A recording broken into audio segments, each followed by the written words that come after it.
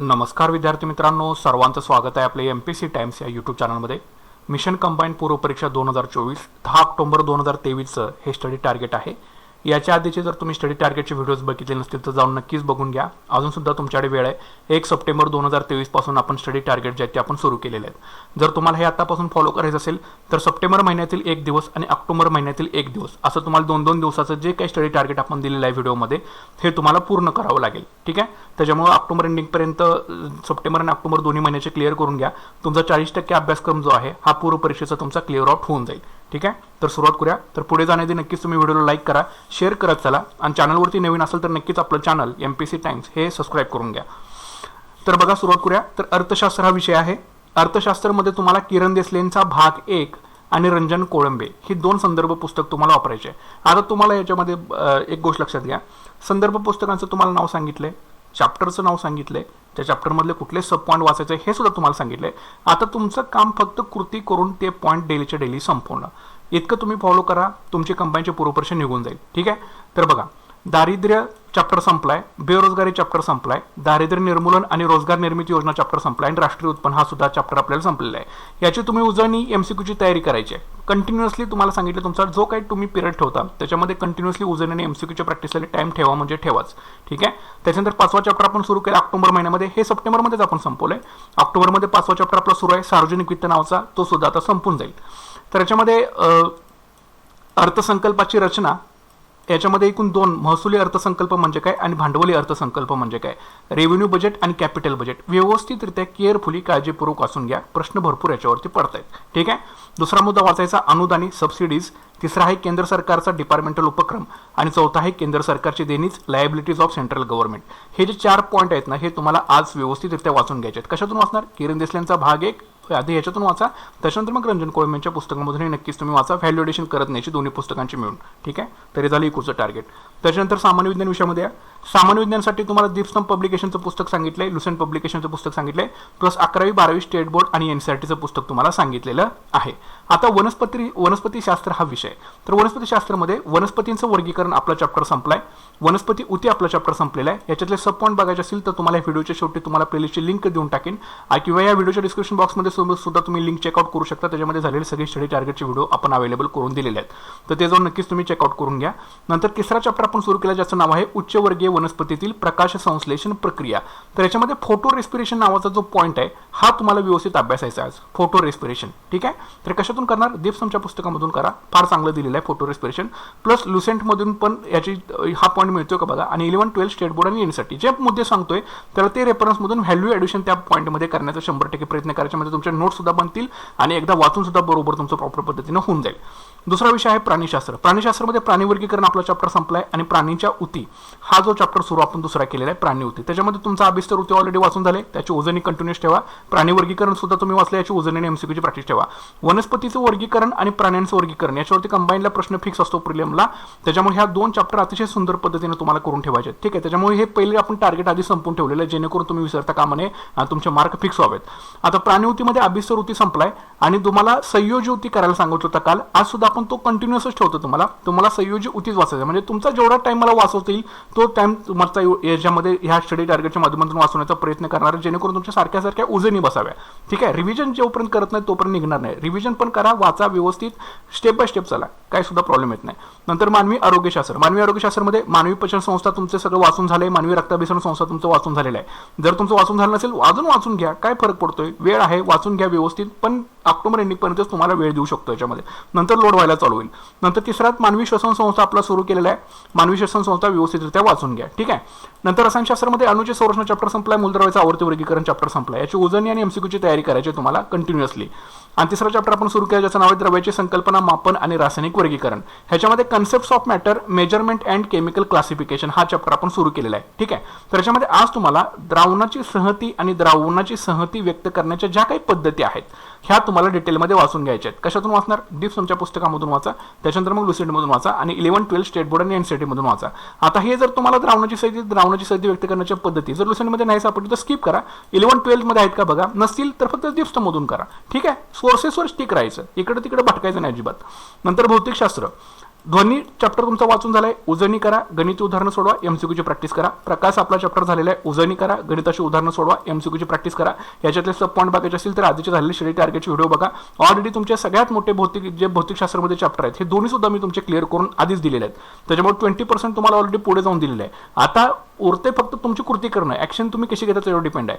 तिसरा चॅप्टर आपण सुरू केलाय, कार्य, ऊर्जा आणि शक्ती, वर्क, एनर्जी अँड पॉवर हा चॅप्टर आहे. आज तुम्हाला काय वाचायचं आहे, वस्तुमान व ऊर्जा यांचा परस्पर संबंध कसा असतो, the equivalence of mass and energy हा जो मुद्दा आहे हा व्यवस्थितरित्या तुम्ही वाचून घ्या. वस्तुमान व ऊर्जा यांचा परस्पर संबंध, the equivalence of mass and energy. फार वेळ लागणार नाही, एक तासभर जरी बसला तरी सगळ्या गोष्टी होऊन जातात.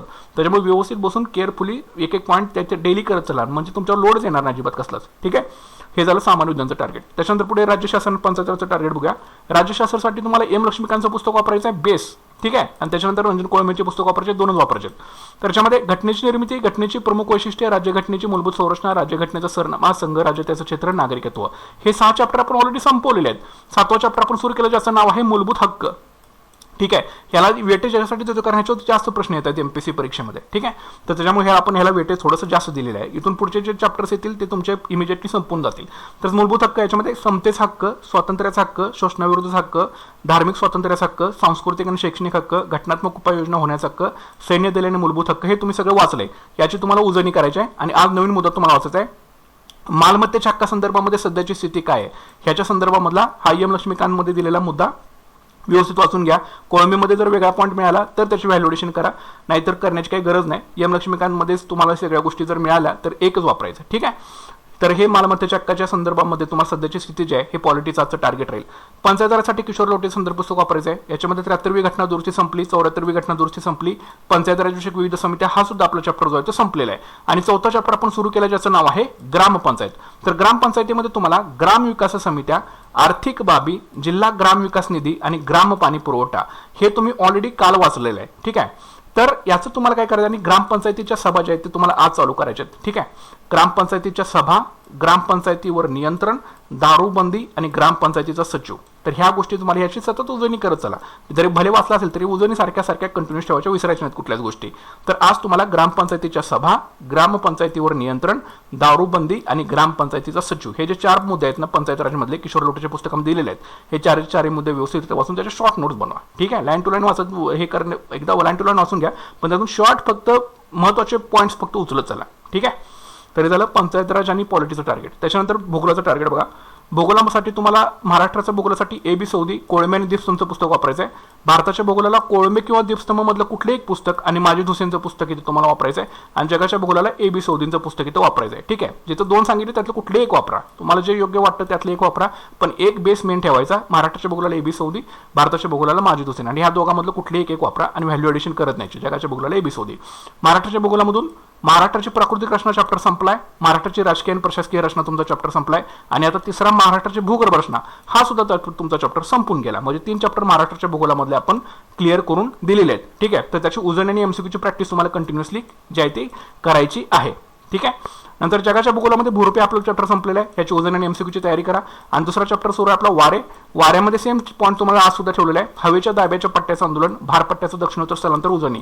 जगाच्या भूगोलामध्ये मॅक्झिमम आपल्याला 4 चॅप्टर जे आहेत ते 4 ते 5 चॅप्टर हार्डली करायचे. प्रत्येक महिन्याला एक जर चॅप्टर आपण घेऊन गेलो तरी सुद्धा इथे व्यवस्थितरित्या संपतं.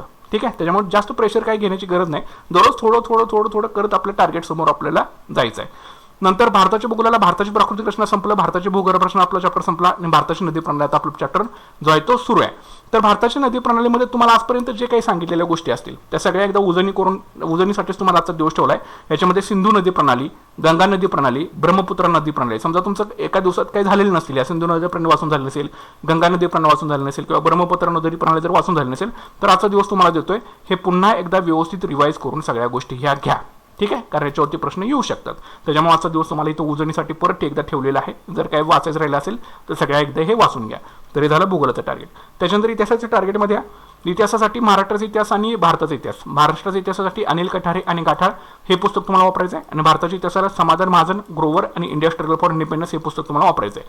महाराष्ट्राचा आणि भारताच्या इतिहासामध्ये जे कॉमन चॅप्टर आहे ते आधी आपण क्लिअर करून घेतोय. आदिवासी चळवळ, शेतकरी चळवळ, ट्रेड युनियन चळवळ, क्रांतिकारी चळवळ, सामाजिक आणि धार्मिक सुधारणा चळवळ, हे आपले 5 चॅप्टर जे आहेत ते कम्प्लिटली झालेले आहेत ऑलरेडी. याच्यातले सब पॉईंट्स तुम्हाला बघायचे असतील, वाचायचे असतील तर यासाठी तुम्हाला झालेले श्रेणी टार्गेटचे व्हिडिओ थोडेसे बघून घ्या. आणि 6वा चॅप्टर आपण सुरू केलं ज्याचं नाव आहे प्रारंभिक राष्ट्रीय संघटना. तर याच्यामध्ये ज्या प्रारंभिक राष्ट्रीय ज्या संस्था आहेत, तुम्हाला आजपर्यंत ज्या काही सगळ्या संस्था मी सांगितलेल्या आहेत, संघटना संघटनेच्या आहेत, त्या संस्थेचं नाव, ती संस्था कधी स्थापन झाली, त्याचं वर्ष काय आहे, ठीक आहे, म्हणजे स्थापनेचं वर्ष काय आहे आणि त्याचे अध्यक्ष कोण आहेत, हे प्रत्येक पुस्तकामध्ये तुम्हाला चार्ट दिलेला असतो. तो एकदा चार्ट एकदा बाय हार्ट करून घ्या, म्हणजे तुमचा प्रारंभिक राष्ट्रीय संघटना हा सुद्धा चॅप्टर तुमचा संपून जाईल. ठीक आहे, तर हे झालं इतिहासाचं टार्गेट, तुम्हाला हे करायचं आहे. त्याच्यानंतर गणित आणि बुद्धिमत्ता आणि चालू घडामोडीचं टार्गेट. गणित, बुद्धिमत्ता, चालू घडामोडीचं टार्गेट आपलं फिक्स असतं. गणितासाठी 2 चॅप्टर आणि बुद्धिमत्तेचे 2 चॅप्टर प्रत्येक महिन्याला तुम्हाला संपवायचे आहेत. तर गणिताचं टार्गेट आहे नाव आणि प्रवाह, लसावी आणि मसावी, हे 2 चॅप्टर घ्या. लसावी आणि मसावी लहान मुलासारखं करत बसू नका. आयोग जशा प्रकारचे प्रश्न विचारतं तशाच प्रकारचे प्रश्न तुम्हाला सोडवायचे आहेत. आणि बुद्धिमत्तेचं नातेसंबंध आणि कालमापन आणि कॅलेंडर हे 2 टार्गेट आहेत. तर गणित आणि बुद्धिमत्तेला सचिन ढवळेचं पुस्तक किंवा संदीप बारगडेचं पुस्तक, ज्यामधील तुम्हाला जी मेथड योग्य वाटते, जे सोपी वाटते, त्या चॅप्टरसाठी तेच पुस्तक यूज करा. ठीक आहे. चालू घडामोडीसाठी संदर्भ पुस्तक तुम्हाला वापरायचं आहे. परिक्रमाचं मॅगझिन वापरायचं आहे. सिम्प्लिफाईडचं चालू घडामोडीचं पुस्तक वापरायचं आहे. आणि आपलं MPC टाइमचं यूट्यूब चॅनल जे आहे हे तुम्हाला इथं फॉलो करायचं आहे. तर ऑक्टोबर महिन्याचं तुमचं जे टार्गेट आहे ते आहे मार्च आणि एप्रिल 2023चं तुमचं टार्गेट आहे. ह्या 2 महिन्याचं तुमचं टार्गेट जे आहे ते तुमचं पूर्ण व्हायला पाहिजे. आणि आपल्या चॅनलवरती जे सुरू आहे ते सप्टेंबरमध्ये सांगितलेलं जानेवारी आणि फेब्रुवारीचं टार्गेट हे आपल्या चॅनलवरती सुरू आहे. त्याच्यामध्ये जानेवारीचे आणि फेब्रुवारीचे एकूण 2 सिरीज सुरू आहेत, तुम्हाला सांगून देतो. एक म्हणजे 1 लाइनर, ठीक आहे, 1 लाइनर त्या महिन्यातले चालू आहेत आपले याची सिरीज. आणि दुसरी म्हणजे 10 MCQs तुम्हाला एक सेशन सुरू असतो आपला, याच्यामध्ये विथ सोल्युशन, विथ विश्लेषण असतील. 1 लाइनरमध्ये जानेवारीचे तुम्हाला 300 चालू घडामोडीचे प्रश्न आपल्या चॅनलवरती उपलब्ध करून आपण दिलेले आहेत. आणि 10 MCQचे जवळपास 220 प्रश्न तुम्हाला आपल्या चॅनलवरती उपलब्ध करून दिलेले आहेत. सो 300 आणि हे 220 जवळपास 520 प्रश्न तुम्हाला जानेवारी महिन्यातील आपल्या चॅनलवरती उपलब्ध आपण करून दिले आहेत. याच्यामध्ये अजून सुद्धा प्रश्न येणार आहेत. फेब्रुवारीचे अजून आपण 1 लाइनरची सिरीज जी आहे ती आपली सुरू केलेली नाही, तर हे सुद्धा याचे सुद्धा तुम्हाला व्हिडिओ मिळून जातील. पण 10 MCQचे सुद्धा तुम्हाला इथं 220 प्रश्न हे फेब्रुवारीचे आपण इथं तुम्हाला उपलब्ध जे आहेत ते करून दिलेले आहेत. म्हणजे जानेवारीचे 520 प्रश्न आणि फेब्रुवारीचे जवळपास 220 प्रश्न तुम्हाला आपल्या चॅनलवरती जानेवारी आणि फेब्रुवारी 2023चे अवेलेबल करून दिलेले आहेत. जाऊन एकदा आळस न करता सगळे व्हिडिओ एकदा बघून घ्या, लिहून काढा, शॉर्टमध्ये बनवा. ठीक आहे, पण करंट अफेअरचे मार्क्स खात्यामधून घालवू नका. ज्यांचं मॅथ्स अँड रिझनिंग थोडंसं वीक पडते, पण वीक पडून देऊन चालणार नाही. ॲटलीस्ट 50 to 60% तरी तुम्ही स्कोर याच्यामध्ये करण्याचा 100% प्रयत्न करा. जे सांगतो तेवढं जरी फॉलो केलं तरी सुद्धा तुमचा स्कोर हा चांगला मॅथ्स अँड रिझनिंगला येऊन जाईल. पण करंटचे मार्क्स जे आहेत ते हातामधून अजिबात तुम्ही सोडू नका. ठीक आहे, ह्यात 2-3 विषय जरी परफेक्ट तुम्ही व्यवस्थितरित्या जरी नेलं नाही ना पार करत, 55% ठेवा टार्गेट. 55% मॅथ्समध्ये पडले आणि थोडंसं जास्त हार्डवर्क करून आपले जरी व्हिडिओ जरी फॉलो केले तरी तुम्हाला बऱ्यापैकी तुमचा स्कोर हा 2024च्या परीक्षेला येऊन जाईल. ठीक आहे, एक 65 to 70% किंवा 70% प्लस तुमचा जर स्कोर आला तरी सुद्धा तुमची कट ऑफ जी लाईन आहे ती गॅरंटेड होणार आहे. ठीक आहे, त्याच्यामुळे ह्या विषयाला सुद्धा आपल्याला कमी लेखून चालणार नाही. त्याच्यामुळे तुम्हाला मी टार्गेट देतोय. माझ्याकडे पॉसिबल जेवढी शक्यता आहे तेवढे मी तुम्हाला व्हिडिओज प्रत्येक महिन्याचे तुम्हाला देणार आहे. ते सगळे बघत चला तुम्ही कंटिन्युअसली आणि ते नोट डाऊन करण्याचा 100% सर्वांनी प्रयत्न करा. ठीक आहे, तर मार्च आणि एप्रिल 2023 हे तुमचं ऑक्टोबर महिन्याचं टार्गेट आहे. प्रत्येक महिन्याला 2-2 महिन्याचं क्लिअर करावं लागेल. म्हणजे वर्षभराचं तुमचं करंट अफेअर जे आहे ते जानेवारी एंडिंगपर्यंत तुमचं सगळं जे आहे ते क्लिअर आउट होऊन जाईल, जानेवारी किंवा फेब्रुवारी एंडिंगपर्यंत. ओके, तर ह्या गोष्टी तुम्ही नक्कीच क्लिअर आउट करून घ्या. टाइम टेबल आल्यानंतर आपल्याला कळेल एक्झाम कधी वगैरे होईल किंवा काय होईल. आपल्याला त्याच्यामध्ये काही पडायचं नाही आहे, पण आपल्याकडे हे 3-4 महिने तर आपल्याकडे सिक्युअर्ड आहेत अजून. त्याच्यामुळे ह्यामध्ये व्यवस्थित आपल्याला अभ्यासक्रम जो आहे तो आपल्याला संपवायचा आहे. त्याच्यामुळे म्हणतो की चॅनल आपलं सर्वांनी सबस्क्राईब करून घ्या, व्हिडिओला लाईक करा, जास्तीत जास्त लाईक करा, कॉमेंट करा. कसं वाटतं तुम्हाला, तुमच्या प्रिपरेशनमध्ये काही फरक जाणवतो का, जे कोणी फॉलो करतायत त्यांनी तुमचे जे अनुभव आहे ते कॉमेंट सेक्शनमध्ये नक्की सांगत चला आणि व्हिडिओला जास्तीत जास्त लाईक करा. ओके, तर भेटूयात पुढच्या व्हिडिओ सेशनमध्ये. Thanks for watching guys and all the best.